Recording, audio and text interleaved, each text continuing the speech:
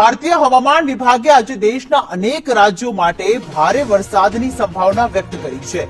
આંધી, તોફાન અને વીજળી પડવાની આગાહી સાથે ઓરેન્જ એલર્ટ પણ જાહેર કર્યું છે. હવામાન વિભાગ મુજબ આગામી કલાકોમાં દેશના 15 રાજ્યોમાં હવામાન અચાનક બદલાઈ શકે છે, જેમાં કેટલાક વિસ્તારોમાં મધ્યમથી ભારે વરસાદ સાથે 60 કિલોમીટર પ્રતિ કલાકની ઝડપે તીવ્ર પવન ફૂંકાવાની શક્યતા છે.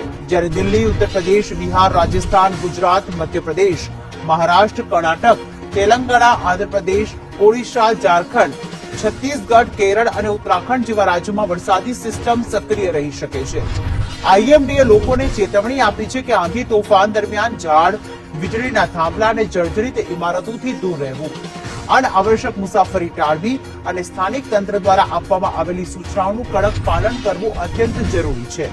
હવામાન વિભાગે જણાવ્યું છે કે આગામી કેટલાક કલાકો ઘણા રાજ્યો માટે મહત્વપૂર્ણ રહેશે અને પરિસ્થિતિ ઝડપથી બદલાઈ શકે છે. શું આપ કાનના ગળાને લગતી તમામ સમસ્યાઓથી પરેશાન છો?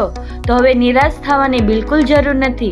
કેશોદ શહેરમાં આવેલા વેદાંત હોસ્પિટલની એક મુલાકાત આપની સમસ્યાઓનો લાવશે કાયમી સમાધાન.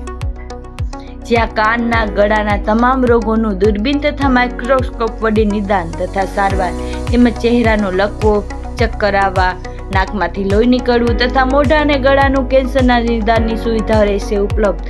વેદાંત હોસ્પિટલ, બીજો માળ, વિનાયક હોસ્પિટલ, વૃંદાવન કોમ્પ્લેક્સ પાછળ, કેશોદ.